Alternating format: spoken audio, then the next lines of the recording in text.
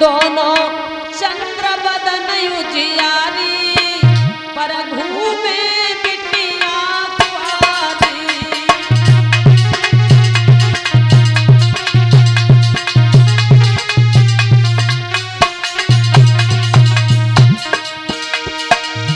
दोनों चंद्र बदन उजियारी पर घूमे लड़की भी कुंवारी।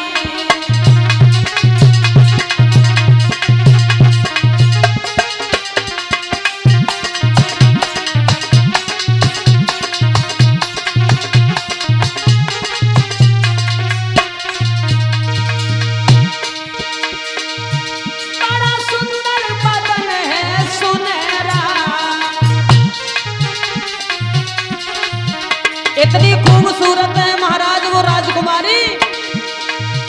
बड़ा सुंदर बदन है सुनहरा, चमके चंद्रमा सा चेहरा। नौजवान उम्र की बारी पर घूमे बिटिया कुंवारी।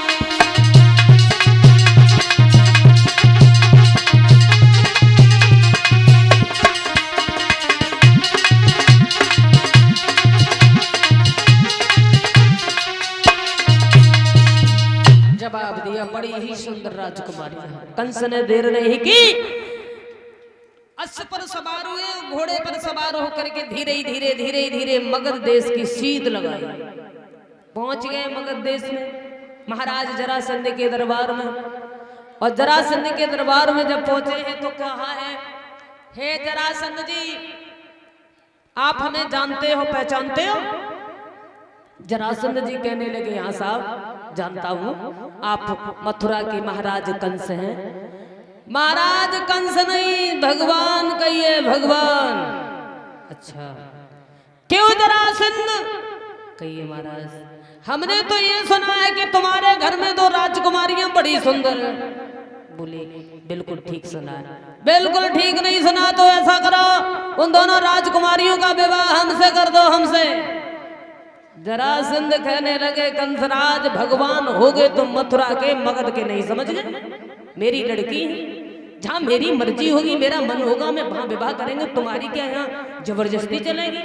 और अगर तुम्हारे अंदर इतना ही बल है, ताकत दिखा रहे हो ना, हमारे पास में एक कुबलिया पीड़ हाथी है जिसके अंदर 10,000 हाथियों का बल है। अगर तुमने उस कुबलिया पीड़ हाथी को युद्ध करके हरा दिया तो हम अपनी हार मान लेंगे और अपनी दोनों बेटियों का विवाह तुमसे कर देंगे। कंस ने कहा छोड़ा उस हाथी को, छोड़ दो, हम देखते हैं उस हाथी को। तो जरासंध जी ने उस हाथी को छोड़ा। भोजराज कंस ने हाथी से युद्ध किया और युद्ध करके उस हाथी को पराजित कर दिया। जब हरा दिया तो विवश होकर के जरासंध ने अपनी दोनों बेटियों का विवाह कंस से कर दिया और दहेज में वो कुबलिया पीड़ हाथी भी दे दिया। कुबलिया पीड़ हाथी और अपनी दोनों पत्नियों को संग लेकर के कंस मथुरा में लौट करके आते हैं। कंस के पाप अत्याचारों से दीन दुखी संत महात्मा बहुत हैरान हैं, दुखी हैं। सभी देवगण भगवान श्री नारायण को दिखाते हैं, प्रभु अब कंस के पाप अत्याचारों से हमें बचाइए, किसी भी तरीका से मेरी सहायता कीजिए, मदद कीजिए, बहुत अत्याचार कर रहा है। तो नारायण भगवान आकाशवाणी में कहते हैं, हे देवगण आप लोग घबराइए मत, मैं आपकी पीड़ा परेशानी समझता हूँ, मेरा अवतार होने वाला है। आप सभी लोग वृंदावन में, बरसाने में, नंदगांव में, गोकुल में ग्वाल बाल बनो, मैं देवकी का 8वां पुत्र बन करके कंस का वध करने के लिए आ रहा हूँ, मैं कृष्ण बन के आऊंगा। भगवान ने आकाशवाणी कर दी, सभी देवता लोग लौट करके चले आते हैं। समय ज्यादा हो गया है। परीक्षित महाराज जी मत सोचना कि बड़ा जल्दी जल्दी कर रहे हैं।